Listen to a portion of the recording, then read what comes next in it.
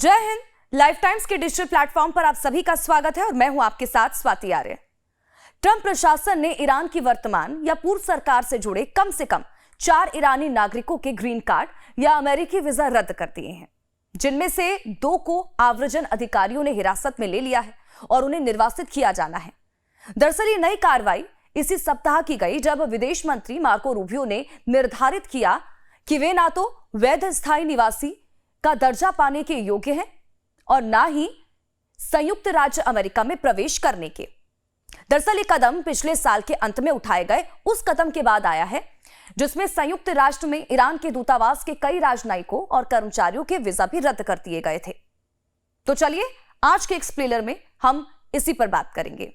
तो देखिए, अमेरिका के राष्ट्रपति डोनाल्ड ट्रंप के नेतृत्व वाले प्रशासन ने ईरान की मौजूदा या पूर्ववर्ती सरकार से जुड़े कम से कम 4 ईरानी नागरिकों के ग्रीन कार्ड या अमेरिकी वीजा रद्द कर दिए हैं। इनमें 2 लोगों को इमिग्रेशन अधिकारियों ने हिरासत में भी लिया है और उन्हें निर्वासित किया जाएगा। अमेरिकी विदेश मंत्रालय ने बताया कि ईरानी इस्लामिक रिवॉल्यूशनरी गार्ड कॉर्प्स यानी कि IRGC के कुद्स बल का नेतृत्व करने वाले जनरल कासिम सुलेमानी की एक रिश्तेदार और उसकी बेटी अमेरिका के इमिग्रेशन एंड कस्टम्स एनफोर्समेंट की हिरासत में है। तो देखिए, ईरान के पूर्व जनरल कासिम सुलेमानी 2020 में बगदाद एयरपोर्ट के निकट अमेरिकी हमले में मारे गए थे। कासिम की रिश्तेदार हमीदा सुलेमानी, अफशार और उनकी बेटी के ग्रीन कार्ड की अवधि अमेरिकी विदेश मंत्रालय द्वारा खत्म किए जाने के बाद उन्हें गिरफ्तार किया गया। अमेरिकी विदेश मंत्रालय ने कहा कि मीडिया की खबरों और सोशल मीडिया पर उनकी अपनी टिप्पणियों से यह सामने आया है कि सुलेमानी अफशार ईरान के तानाशाही आतंकवादी शासन की मुखर समर्थक है। तो वहीं देखिए, अफशार के पति के भी अमेरिका में प्रवेश पर प्रतिबंध है। जी हां, विदेश मंत्रालय ने बताया कि अमेरिका के विदेश मंत्री मार्को रूबियो ने हाल में फातिमा अर्देशीर लारिजानी का वीजा भी रद्द कर दिया था, जो ईरान के पूर्व राष्ट्रीय सुरक्षा सलाहकार अली लारिजानी की बेटी है। अली लारिजानी पिछले महीने अमेरिका और इजराइल के हवाई हमले में मारे गए थे।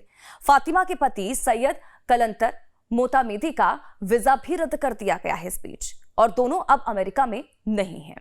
अब देखिए, अमेरिकी विदेश मंत्रालय के अनुसार अफशार ने सोशल मीडिया पर ईरान के सैन्य संगठन IRGC का समर्थन किया और अमेरिका के खिलाफ बयान दिए। अफशार के पति को भी अमेरिका में प्रवेश से रोक दिया गया है। आपको बता दें कि ईरान के पूर्व जनरल कासिम सुलेमानी को जनवरी 2020 में बगदाद हवाई अड्डे पर अमेरिकी ड्रोन हमले में मारा गया था। अब देखिए, इसको लेकर विदेश मंत्री रूबियो ने क्या कुछ कहा है, आपको ये भी बताते हैं। देखिए, रूबियो ने सोशल मीडिया प्लेटफॉर्म X पर लिखा कि अभी तक हामिदेह अफशार और उनकी बेटी अमेरिका में ग्रीन कार्ड पर रह रही थी और आराम से जिंदगी बिता रही थी, लेकिन उन्होंने अमेरिका के खिलाफ बयान दिए और ईरान का समर्थन किया और इसीलिए उनका ग्रीन कार्ड रद्द कर दिया गया। अफशार ने कई बार अमेरिका को ग्रेट सैटन यानी कि महाशैतान कहा। उन्होंने IRGC का भी समर्थन किया, जिसे अमेरिका एक आतंकी संगठन मानता है।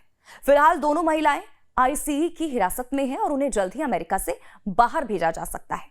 और जो लोग अमेरिका में रहकर देश के खिलाफ काम करते हैं या फिर आतंकवादी संगठनों का समर्थन करते हैं, उन्हें यहां रहने की अनुमति नहीं दी जाएगी। उनका साफ कहना है कि अमेरिका ऐसे लोगों के लिए सुरक्षित जगह नहीं बन सकता है।